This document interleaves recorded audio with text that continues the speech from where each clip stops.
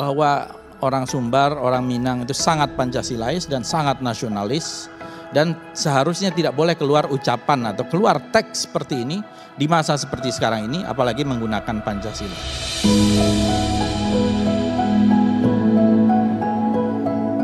Jiko tagaklah dinan data. Jadi kalau tegaklah di yang datar. Gitu. Jika berdiri. Jiko bajalanlah dinan luruih. Jelas saya kira. Jiko bakatolah dinan bana. Dima aya disawa disinan ranting dipatah. Kira-kira menghormati tradisi setempat. Dima bumi dipijak, disinan langit dijunjung. Di mana bumi dipijak, di situ langit dijunjung, kira-kira begitu. Jadi saya kira orang Minang yang berada di seluruh Nusantara jauh sebelum Indonesia merdeka sudah sangat paham tentang tradisi lokal setempat, masalah toleransi dan bagaimana menjunjung persatuan. Dan saya kira saya sudah sampaikan, sebelum Indonesia merdeka orang Minang itu sudah Pancasilais. Jadi sebelum Indonesia merdeka. Karena kalau kita lihat berangkat dari banyak pikiran-pikiran tokoh-tokoh yang tadi sudah disebutkan juga oleh Pak Karni dan kawan-kawan yang lain. Tan Malaka sudah menulis tentang Nar de Republik atau menuju Republik itu tahun 1925. Menuju Republik itu. Jadi 20 tahun sebelum Indonesia merdeka Tan Malaka sudah menulis visinya itu. Dan saya membawa sebuah buku ini, Indonesia Free. Muhammad Hatta menulis di tahun 1928 atau Indonesia Merdeka. Jadi 1928 lebih dulu dari Bung Karno. Ini buku aslinya terbitan 1928 ketika menjadi ketua Perhimpunan Indonesia di Belanda, dan Bung Hatta waktu itu ditangkap ya. Berarti usia sekitar 25-26 dan sudah menuliskan sebuah pledoi yang luar biasa menurut saya, menginspirasi, bahkan pikiran-pikirannya menginspirasi perjuangan di tanah air, termasuk menginspirasi Bung Karno, menginspirasi Bung Sahrir dan tokoh-tokoh bangsa yang lain. Dan di akhir tulisan Indonesia Merdeka ini, Bung Hatta mengutip sebuah pepatah dari René de Klerk yang mengatakan bahwa supaya tidak salah dalam bahasa Indonesianya itu, hanya ada satu negara yang menjadi negaraku, ia tumbuh dari perbuatan dan perbuatan itu perbuatanku. Jadi saya kira terlalu banyak contoh dan bukti yang mengatakan bahwa orang-orang Minang yang berada di perantauan, baik di waktu itu di Hindia Belanda maupun di Belandanya sendiri, sudah berpikir tentang Indonesia merdeka dan ikut menghela sejarah hingga Indonesia merdeka, termasuk tadi dikatakan oleh Bung Karni, merumuskan Pancasila. Setidaknya ada Bung Hatta di situ, ada Agus Salim dan ada Muhammad Yamin. Bahkan Muhammad Yamin ikut mengoreksi dan ikut membuat sejumlah kalimat kata di dalam pembukaan Undang-Undang Dasar 45, termasuk untuk teks proklamasi kemudian seperti kami, karena tadinya itu orang ketiga, kemudian oleh Yamin dikatakan seharusnya itu adalah atas nama rakyat Indonesia. Nah, karena tema ini berangkat dari sebuah teks yang dikeluarkan oleh Saudara Puan Maharani, semoga Sumbar menjadi provinsi yang memang mendukung negara Pancasila. Kemudian teks itu diterjemahkan di dalam diskusi ini menjadi Sumbar belum Pancasilais, ya. Berarti ini sudah dengan sendirinya menunjukkan bahwa ada multi interpretasi terhadap teks itu.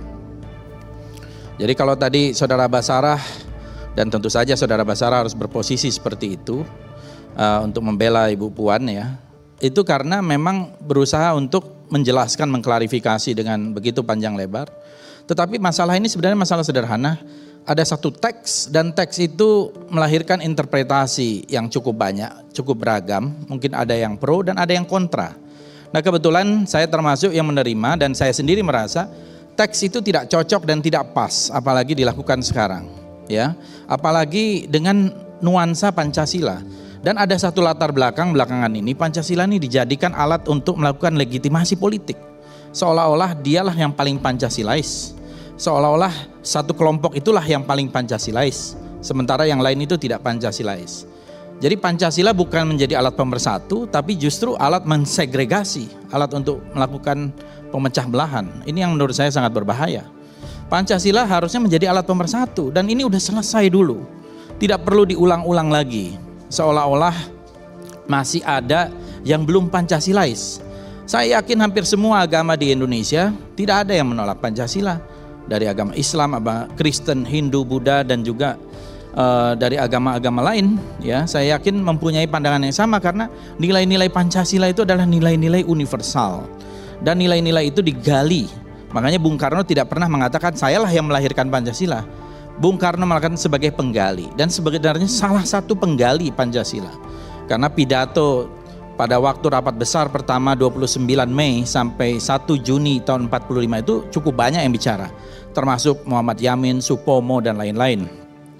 Jadi Bung Karno menggali dari apa yang sudah ada nilai-nilainya itu di Nusantara. Jadi bukan sesuatu invention baru gitu ya. Bukan satu inovasi baru, tetapi sudah ada di dalam tradisi masyarakat kita beratus tahun bahkan beribu tahun, karena peradaban kita ini adalah peradaban yang sudah sangat cukup panjang gitu ya. Dan ini yang menurut saya harus kita klarifikasi. Jadi berangkat dari teks tadi, semoga Sumbar menjadi provinsi yang memang mendukung negara Pancasila. Saya kira penyelesaiannya sederhana sebetulnya, klarifikasi. Kalau ada yang mungkin tersinggung, dan cukup banyak yang tersinggung sebenarnya, cukup minta maaf dan selesai. Tetapi kemudian ini menjadi sebuah polemik, dan kemudian polemik ini berangkat tadi Pak Karni begitu panjang lebar menjelaskan termasuk genealogi dari Ibu Puan Maharani sebagai mempunyai darah Minang yang selama ini mungkin kurang dikenal atau tidak pernah diatribusikan kepada dirinya sendiri gitu ya.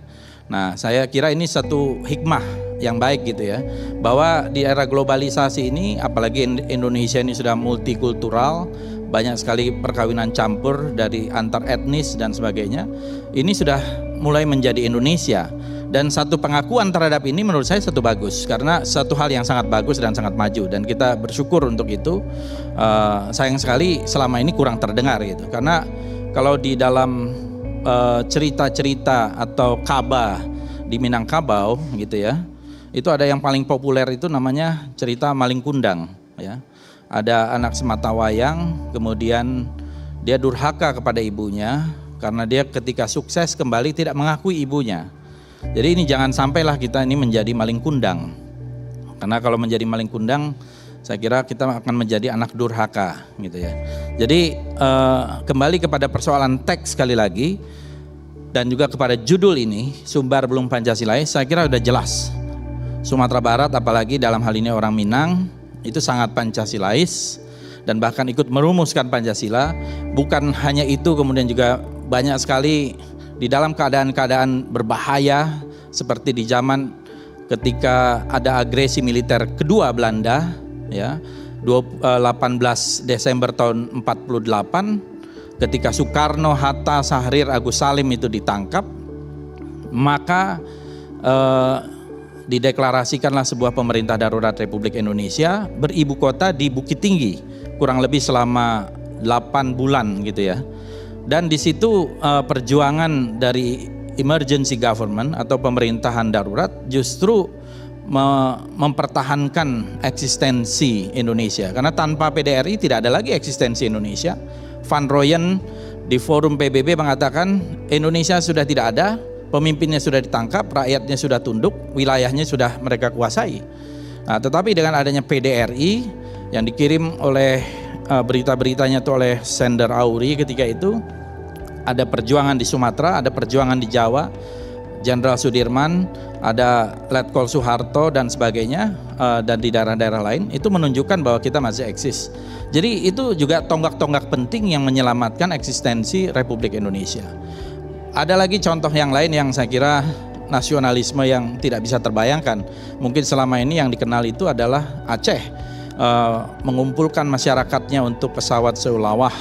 Tapi di Sumatera Barat juga ketika itu ibu-ibu dan tokoh-tokoh dan masyarakat Minang, mereka ada panitia mengumpulkan emas untuk memberi pesawat yang namanya Afro Anson RI 003. yang kemudian pesawat itu dikemudikan oleh Halim Perdana Kusuma dan Iswahyudi dan kemudian jatuh di perairan di Singapura. Jadi pesawat itu berangkat dari Payakumbuh ya, dari kampung saya itu Gadui gitu ya, menuju Singapura, kemudian jatuh.